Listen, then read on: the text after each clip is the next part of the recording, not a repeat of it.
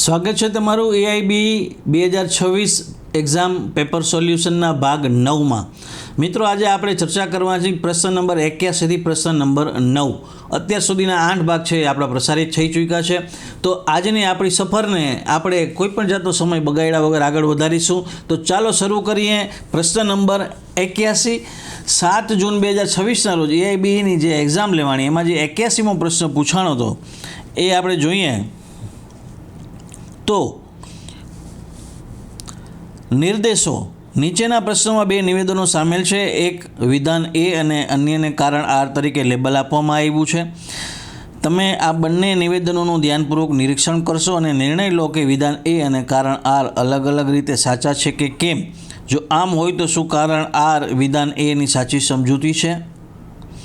વિધાન એ પ્રતિવાદી ચેરિટેબલ ટ્રસ્ટમાં સફાઈ કર્મચારી તરીકે કાર્યરત હતા। વારંવાર ફરજ પરથી ગેરહાજર રહેવાને લીધે તેમને નોકરીમાંથી કાઢી મૂકવામાં આવ્યા। ત્યારે વિવાદ શરૂ થયો હતો। ટ્રસ્ટને ચુકાદાને ઔદ્યોગિક તકરાર અધિનિયમ 1947ની સેક્શન 2J હેઠળ તે ઉદ્યોગ નથી તે આધાર પર પડકારવામાં આવ્યો હતો અને તેથી કામદાર કર્મચારી નથી, જેને લીધે સેક્શન 25F લાગુ પડતું નથી। કારણ આર ટ્રસ્ટ વાણિજ્ય સાહસો સહિત વિવિધ પ્રવૃત્તિઓમાં સામેલ હતું અને યોગ્ય મહેનતાણા સાથે સુવ્યવસ્થિતપણે વાણિજ્ય અને ચેરિટેબલ પ્રવૃત્તિઓ માટે કર્મચારીઓની ભરતી કરવામાં આવતી હતી।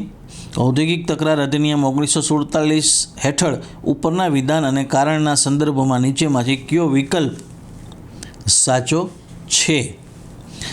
ઓપ્શન એ ખોટું છે પરંતુ આર સાચું છે। ઓપ્શન બી એ સાચું છે પરંતુ આર ખોટું છે। ઓપ્શન સી બંને એ અને આર સાચા છે અને આર એની સાચી સમજૂતી છે। ઓપ્શન ડી બંને એ અને આર સાચા છે પરંતુ આર એની સમજૂતી નથી।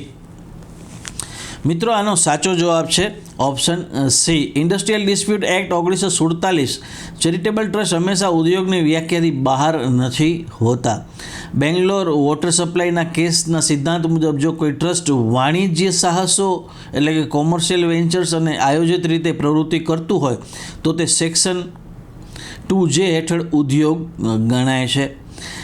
આથી વિધાન એ અને કારણ આર બંને સાચા છે અને કારણ એ વિધાનની સાચી સમજૂતી છે, એટલે આનો જવાબ છે એ ઓપ્શન સી આવશે। મિત્રો એના પછીનો આપણે 82મો પ્રશ્ન જોઈએ।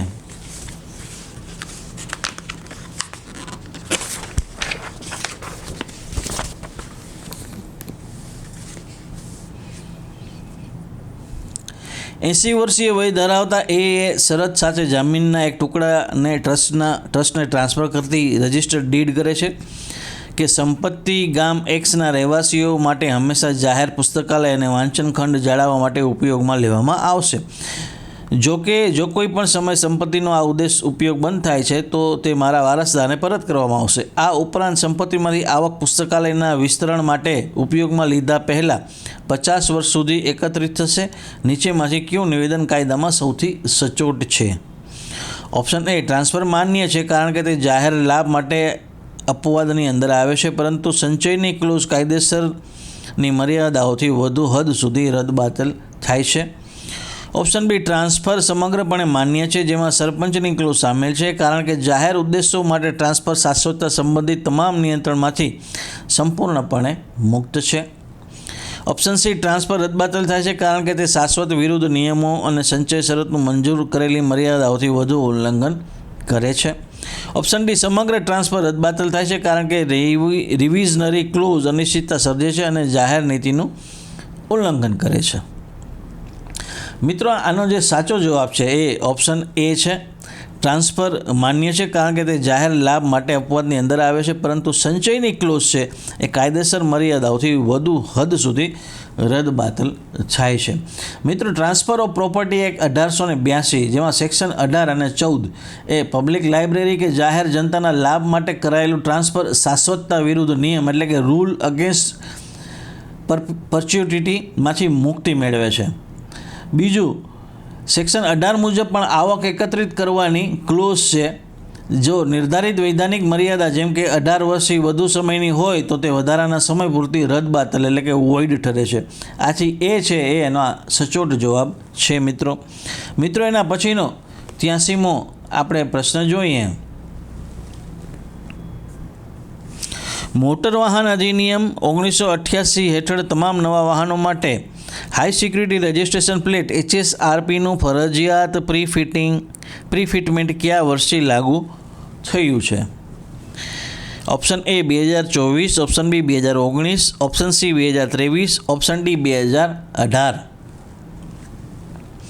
મિત્રો આનો સાચો જવાબ છે ઓપ્શન બી 2019. કન્ઝ્યુમર આ મોટર વ્હીકલ એક્ટ છે 1988 એમાં HSRP જે છે એ મેન્ડેટરી થયું. કેન્દ્ર સરકારના માર્ગ પરિવહન મંત્રાલયના ગેઝેટ નોટિફિકેશન મુજબ દેશના તમામ નવા વાહનો માટે હાઈ સિક્યુરિટી રજિસ્ટ્રેશન પ્લેટ એટલે કે HSRP છે એનું પ્રીફિટમેન્ટ છે એ ફરજિયાતપણે 1 એપ્રિલ 2019થી સંપૂર્ણ રીતે લાગુ કરવામાં આવેલ છે. મિત્રો એના પછીનો 84મો પ્રશ્ન છે.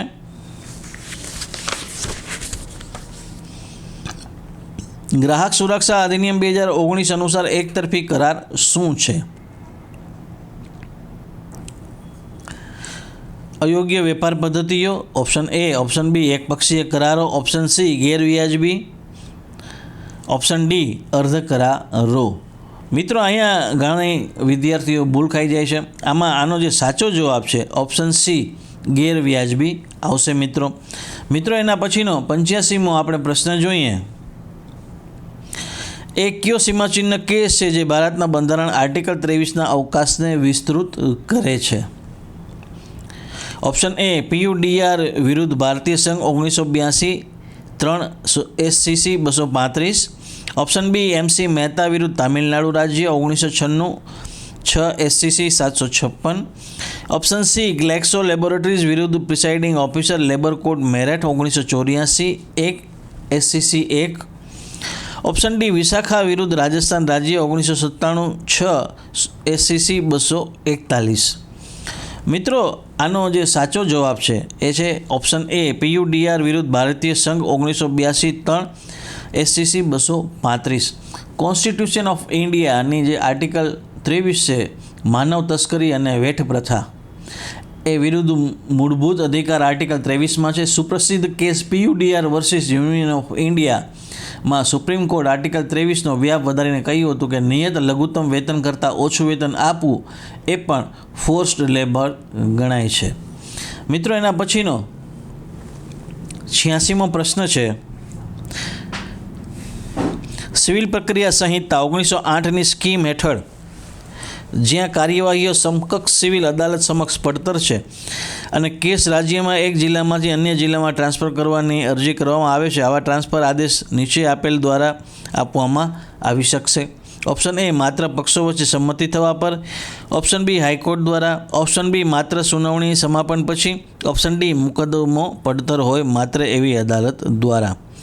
મિત્રો આનો સાચો જવાબ આવશે ઓપ્શન બી હાઈકોર્ટ દ્વારા. CPC સેક્શન 24 છે એ જો કોઈ પણ કેસ છે એ ટ્રાન્સફર કરાવવો હોય અને એ એક જિલ્લામાંથી બીજા જિલ્લામાં જો ટ્રાન્સફર કરાવવો હોય તો એની સત્તા છે હાઈકોર્ટ પાસે છે. પરંતુ માની લ્યો એક કોર્ટમાંથી બીજી કોર્ટમાં કરવાનો હોય તો એની સત્તા છે એ ડિસ્ટ્રિક્ટ જજ, પ્રિન્સિપલ ડિસ્ટ્રિક્ટ જજ પાસે હોય છે. મિત્રો એના પછીનો આપણે 87મો પ્રશ્ન જોઈએ. ભારતના બંધારણ હેઠળ સંસદ એક આંતરરાષ્ટ્રીય પર્યાવરણ કરાર હેઠળ ભારતની જવાબદારીઓનો અમલ કરવા માટે એક કાયદો ઘડે છે. આ વિષય સામાન્યપણે રાજ્ય સૂચિની અંદર આવે છે અને આર્ટિકલ 252 હેઠળ કોઈ ઠરાવ પસાર કરવામાં આવ્યો નથી. સંસદની યોગ્યતાનો સ્ત્રોત નીચે પ્રમાણે હશે. Option A article 252, option B article 249, option C article 253, option D article 250. મિત્રો આનો સાચો જવાબ આવશે સી આર્ટિકલ 253.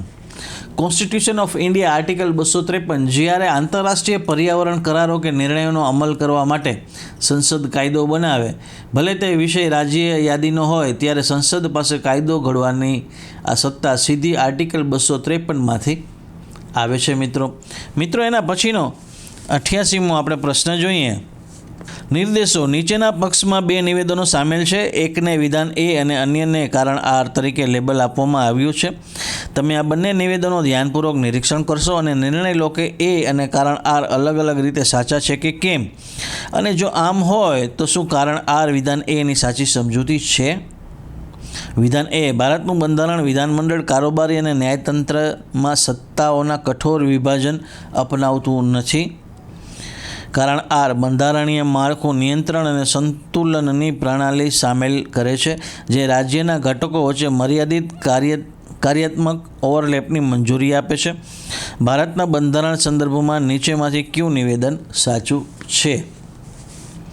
ઓપ્શન એ, બંને એ અને આર સાચા છે અને આર એની સાચી સમજૂતી છે. ઓપ્શન બી, એ સાચું છે પરંતુ આર ખોટું છે. ઓપ્શન સી, એ ખોટું છે પરંતુ આર સાચું છે. ઓપ્શન ડી, બંને એ અને આર સાચા છે પરંતુ આર એની સાચી સમજૂતી નથી. મિત્રો, આનો સાચો જવાબ આવશે ઓપ્શન એ, બંને એ અને આર સાચા છે અને આર એની સાચી સમજૂતી છે. મિત્રો, એના પછી આપણે 89મો પ્રશ્ન જોઈએ. નીચેના નિવેદનો વાંચો તથા મધ્યસ્થી અને સમાધાન અધિનિયમ 1996ને ધ્યાનમાં રાખીને યોગ્ય વિકલ્પ પસંદ કરો. આર્બિટર ટ્રિબ્યુનલના અધિકાર ક્ષેત્રને સંબંધિત તકરાર ઉદ્ભવે છે. નિવેદન 1, આર્બિટર ટ્રિબ્યુનલ તેના પોતાના ન્યાય ક્ષેત્ર પર ચુકાદો આપી શકે છે. નિવેદન 2, ટ્રિબ્યુનલ પાસે ન્યાય ક્ષેત્રનો અભાવ છે એવી દલીલ બચાવના નિવેદનને રજૂ કર્યા પછી ઉઠાવવામાં આવશે, સિવાય કે આર્બિટર ટ્રિબ્યુનલ પછી દલીલ કરવાની મંજૂરી ન આપે. ઓપ્શન એ, બંને નિવેદન 1 અને 2 સાચા છે.